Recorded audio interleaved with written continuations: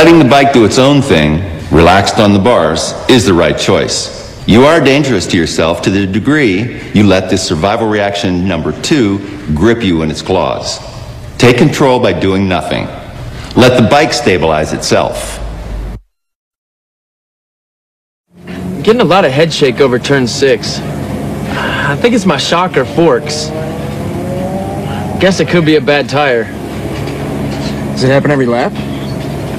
Yeah. No. Maybe once every 2 or 3 laps at first. Then it did it every lap. I had to pull in. See, here it says bikes don't do anything every few laps. Only riders do. So I bet if you loosen up on the bars, it'll stop. Yeah, I think you're right. You know?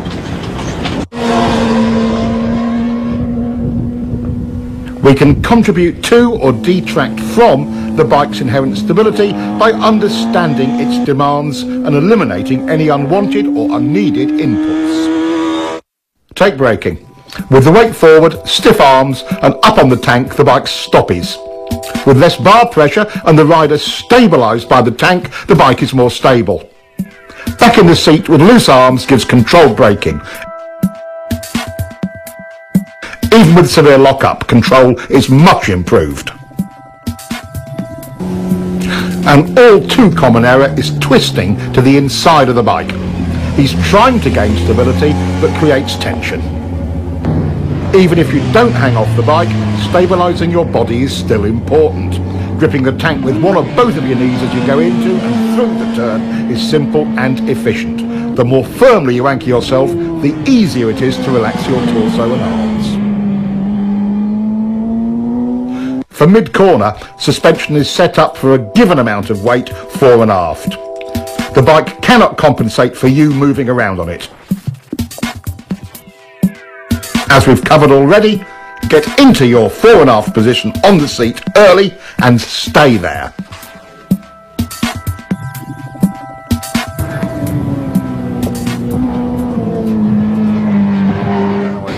Just to recap, your bike's suspension can be adjusted for a variety of road and track conditions, but you cannot adjust it for excess rider input. By being loose, the rider allows the bike's suspension to perform at its best. The main points of rider input are: hanging off too late creates instability. Get over early. Hanging off too far creates instability as well. Being disconnected on the bike looks like this. Locked on is better. Twisted on the bike. Going with the bike. The seat provides stability, and so does the tank.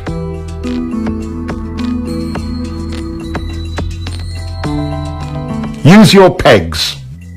Riding stiff. Riding loose. Using the bars to hold on. Using the tank. Tight equals front end shake. Loose is stable. Crossing on the bike. Going with it. Tight, it slides. Loose, it recovers. Acceleration head shake. Acceleration stability. Braking instability. Locked on in the seat gives good braking stability. Yep. All those things have happened to me. Yeah, you should just let the bike do the work. I'm causing my own handling problems and making myself tired. Stabilising the bike is the rider's goal in any corner. Throttle error or entering a corner too fast are two of our known enemies in getting that result. But perhaps the most important of all is your line through the turn. Having a poor line through any corner makes the rider's job of stabilising the bike with good throttle control all but impossible. We've already explored counter-steering and know it gives us effective and precise control of the bike's direction. But there are 3 underlying principles to steering that you must understand. There are 3 tools we use for executing our line. 1, where you begin the turn.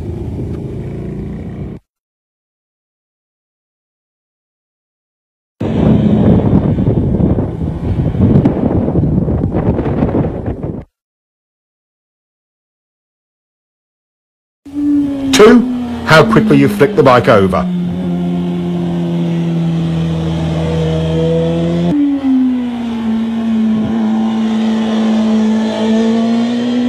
3, how far you lean it.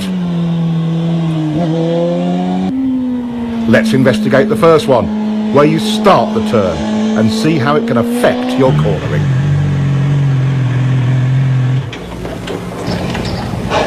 Hey, you're doing good, huh? That's getting better.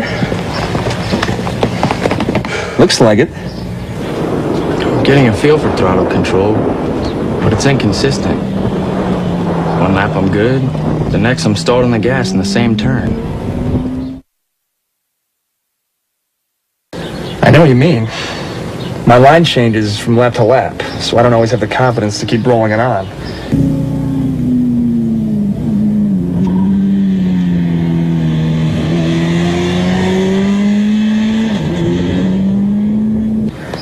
Gets to me.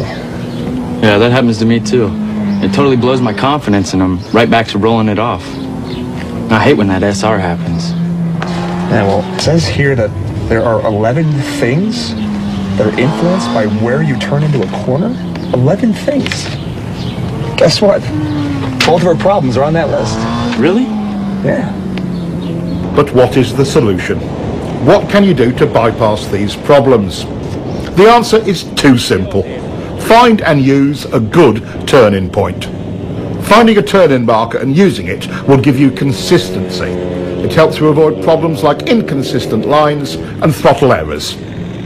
How can you find a good line? Once you establish a reference point, the trial and error method will tell you what works and what doesn't. That tar snake on the pavement is a good reference point.